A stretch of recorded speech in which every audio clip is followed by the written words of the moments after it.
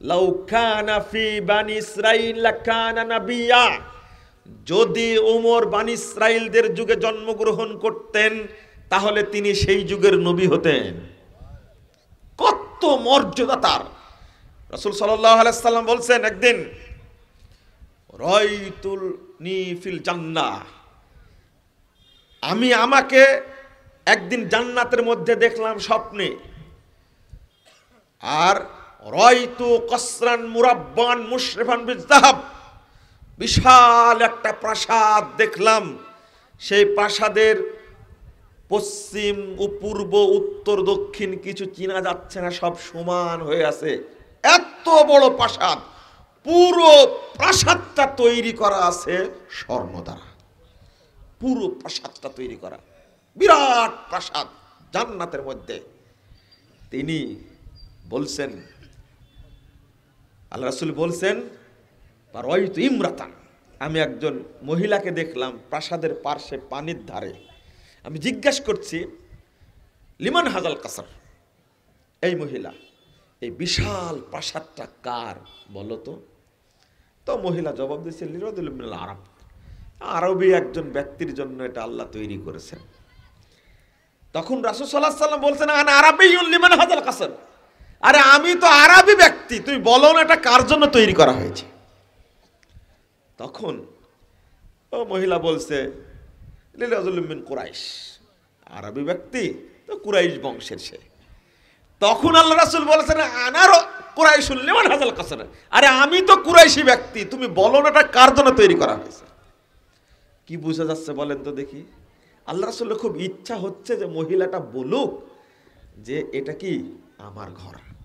আপনাকে না বললেও এর আগের হাদিসটা, ইন্নী যানানতু আন্নাহা তাকুল লিরাজুলিন শাবিন হুয়া আনা, আল্লাহ রাসূল নিজেই বলছেন, আমি আশা করছি, ইচ্ছা করছি, মনে করছি মহিলা বলবে যে এই ঘরটা, প্রাসাদটা ওই ব্যক্তির, যে ব্যক্তি আমি, ওই যুবক ব্যক্তি হব আমি। মহিলাকে আবার বলছেন যে আমি কুরাইশি ব্যক্তি, বলো না কার জন্য তৈরি করা হয়েছে?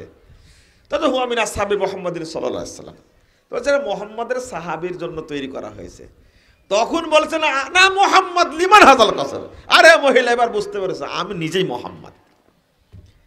তখন মহিলা জবাব দিচ্ছে, হুয়া মিন আসহাবি মুহাম্মাদিন সাল্লাল্লাহু আলাইহি ওয়াসাল্লাম ওমর ইবনুল খাত্তাব, বলছে মুহাম্মাদের একজন সাহাবী, তার নাম ওমর ইবনুল খাত্তাব, তার জন্য আল্লাহ এই প্রাসাদটা তৈরি করে রেখেছেন। এবার বুঝেছেন আপনারা কত বড় মাপের মানুষ? আল্লাহ রাসূল বলছেন যে উমর, মহিলারা শুধু তোমাকে দিকে পালায়, আরে শয়তান পর্যন্ত যদি বুঝতে পারে তুমি এই রাস্তায় আছো, শয়তান তার রাস্তা ছেড়ে দেয়, অন্য রাস্তায় চলে। এত বড় মাপের মানুষ, জীবনে তিনি ভুল করেছেন একটা না, ইমাম ইবনুল কাইয়িম রাহিমাহুল্লাহ বলছেন 15টি ভুল করেছেন। কয়টি? 15টি ভুল, এবং তিনি সংশোধন করে নিয়েছেন। এবার আপনারা বলেন, ভুল সংশোধন করে নেওয়ার কারণে ওমর রাদিয়াল্লাহু আনহুর খেলাফতের মর্যাদা কি কেটে গেছে? হ্যাঁ, আছে না? আছে। তাহলে ভুল স্বীকার করে নিলে মর্যাদা কমে না বাড়ে? বাড়ে মর্যাদা। আপনি কয়টা নিবেন? আমি যদি উদাহরণ দিতে থাকি শুধু উমর রাদিয়াল্লাহু আনহু সম্পর্কে কেন বলছি? ওমর রাদিয়াল্লাহু আনহুর জ্ঞানটা একবার স্বীকৃত। আল্লাহ রাসূল বলছেন সহিহ বুখারী হাদিস, এলেমটা টস টস করে পড়ছে ওয়া আশারা ইলা ওমর, আর আল্লাহ এই জ্ঞানটা দিচ্ছেন ওমর রাদিয়াল্লাহু আনহুকে। এত জ্ঞানী মানুষ ছিলেন, এত জ্ঞানী মানুষ। গান্ধী, মিস্টার গান্ধী একটা কথা বলে গেছে, রাজনীতি যদি শিখতে চাও তাহলে উমরের কাছে শিখো, তবে সময় লাগবে 3000 বছর। কি বুঝলেন আপনারা? রাজনীতি যদি শিখতে চাও কার কাছে শিখো? ওমরের কাছে শিখো, তবে সময় দিতে হবে কত বছর? 3000 বছর। এই নিয়ে হলেন ইসলাম জাহানের, অর্ধ জাহানের খলিফা ওমর ইবনুল খাত্তাব। এত জ্ঞান, এত পরহেজগারিতা, এত মর্যাদা, এত দূরদর্শী থাকতে 12 থেকে 13টা বিষয়ে আয়াত নাজিল হয়েছে আল্লাহর পক্ষ থেকে। আবু বকর এবং রাসূল সাল্লাল্লাহু আলাইহি সাল্লাম একদিকে, উমরের পরামর্শ একদিকে, 12 থেকে 13টা বিষয়ে আল্লাহ আয়াত নাজিল করেছেন কার পক্ষে? উমর রাদিয়াল্লাহু আনহুর পক্ষে। এত জ্ঞানী মানুষ, এরপরে কয়টা ভুল হয়েছে? একটা বলি আপনাদেরকে, একবারে জ্যান্ত ঘটনা, রাগ করবেন না তো? হ্যাঁ, আমি আগেই বলেছি মনোযোগ দিবেন যেন বুঝতে পারেন। বক্তব্য তো প্রতিদিনই শুনেন, ইউটিউবে তো শুনেন। আজকের বক্তব্যের বিষয়টা না, এমন কিছু বিষয় আমি বলছি, একটু শুনে রাখেন, ইনশাল্লাহ আপনাদের কাজে লাগবে। না হলে আমি মুজাফফর আপনাদেরই ছাত্র, এখানে প্রোগ্রামে আসব আর অপপ্রচার চালাবেন আপনি যে প্রোগ্রাম হবে না। এটা কোন কথা? গোয়েন্দা ফোন দিয়ে বলে যে ওখানে না যাওয়াই ভালো। কি চমৎকার ব্যাপার! এটা কারা করেছে? এরা ভূত না ফেরেশতা? মানুষ। এগুলো আসলে মানে না জানার কারণ। এটা 687 নম্বর হাদিস, সহিহ মুসলিম কিতাবুত তাহারাতের মধ্যে আছে হাদিসটা, শুনেন। ওমর রাদিয়াল্লাহু আনহু এবং আম্মার রাদিয়াল্লাহু আনহু কয়জন হলেন? দুইজন। এক সফরে ছিলেন। সফরে থাকার কারণে এক রাত্রিতে দুইজনাই স্বপ্নদোষ হয়েছে। কি? দুইজনের কি হয়েছে? স্বপ্নদোষ হয়ে গেছে। এখন আম্মার রাদিয়াল্লাহু আনহু নিজে নিজে একটা কাজ করলেন। ওই ছাগল দেখবেন মাঝে মাঝে ধুলার মধ্যে শুয়ে 3-4টা উল্টান দেন, গোট দেয়, দেখছেন? এইভাবে আসছে হাদিসে। ও গোট দিয়ে আম্মার রাদিয়াল্লাহু আনহু সালাত পড়ে নিলেন, আর উমর রাদিয়াল্লাহু আনহু পড়লেন না। এবার সমাধান কি হবে? দুইজনাই আসলেন রাসূল সাল্লাল্লাহু আলাইহি সাল্লামের কাছে। আল্লাহ রাসূল সাল্লাল্লাহু আলাইহি সাল্লাম শিক্ষা দিলেন। আম্মারকে বললেন যে তুমি যে বকরির মতো এভাবে গোট দিলে, ছাগলের মতো, এটা দেওয়ার দরকার ছিল না। ইন্নামা তাকফিকা, তোমার জন্য এটাই যথেষ্ট হতো। আনতাদরিবা ইয়াদাইকা আলাল আরদ, দুই হাত মাটির উপরে এভাবে মারতে, সুম্মা তানফুকা, অথবা কি করতে? ফু দিতে, মুখটা মাসা করতে আর হাত কি মাসা করতে। তাহলে কি হয়ে যেত? কি হতো? তাকফিক, তোমার জন্য কি হয়ে যেত? যথেষ্ট হয়ে যেত। কি চমৎকার কথা, খেয়াল করেছেন আপনি? এবার ফতোয়া কি আসলো? অপবিত্র হয়ে গেলে, পানি না পেলে তায়াম্মুম করলে কি সালাত পড়া যাবে। হলো তো? আল্লাহ রাসূলের যুগ শেষ, আবু বকর রাদিয়াল্লাহু আনহুর যুগ শেষ, এবার যুগ হলো উমর রাদিয়াল্লাহু আনহুর। অনেক দিন পরের ঘটনা। একজন ব্যক্তি উমর রাদিয়াল্লাহু আনহুর কাছে ফতোয়া নিতে আসছে। খুব ভালো করে খেয়াল করেন। ফতোয়া নিতে এসে উমর রাদিয়াল্লাহু আনহু তিনি বলছেন, ইন্নী আজনাবতু, আমি অপবিত্র হয়ে গেছি, ওয়ালাম আজিদ মা, আমি পানি পাইনি।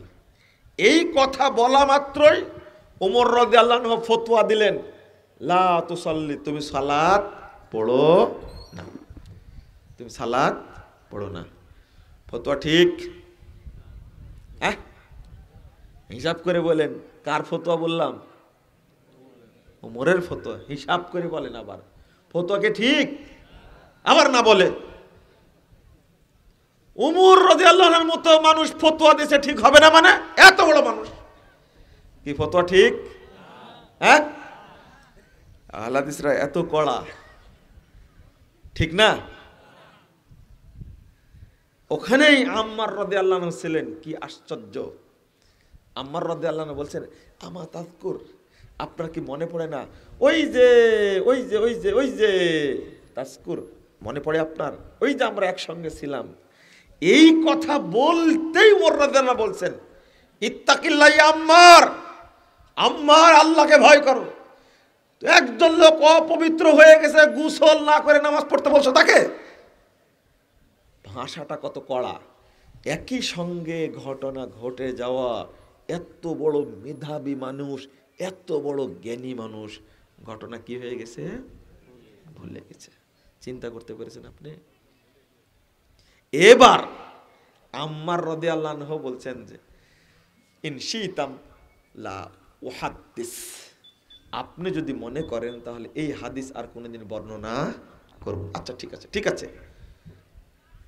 এবার উমর রাদিয়াল্লাহু আনহু আম্মারের দৃঢ়তা দেখে তিনি বলছেন নুয়াল্লিকা মা তাওয়াল্লাইতা, না এই দায়িত্ব আমি দেব না, তুমি যেটা আমার উপরে চাপাই দিলে আমি তোমার উপরে চাপাই দিলাম।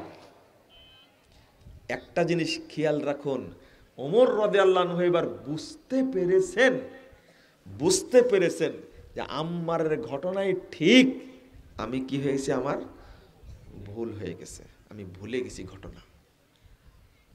আম্মার রাদিয়াল্লাহু আনহার ফতোয়াটাই তিনি মেনে নিলেন। আমরা হলে কি মেনে নিতাম? অসম্ভব। এক থাপ্পড় দেয়া বলতে, এই বেটা তোর বয়স কত? প্রথম কথা এটা। 2 নাম্বার, কোথায় পড়াশোনা করেছিস?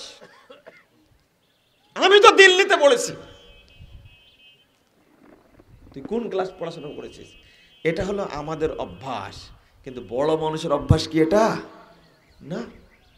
আম্মার রাদিয়াল্লাহু আনহু কত ভদ্র, আর ওমরে ফারুক, ওমর ইবনুল খাত্তাব, তিনি আবার আরো কত ভদ্র, এটা খেয়াল করেছেন আপনি?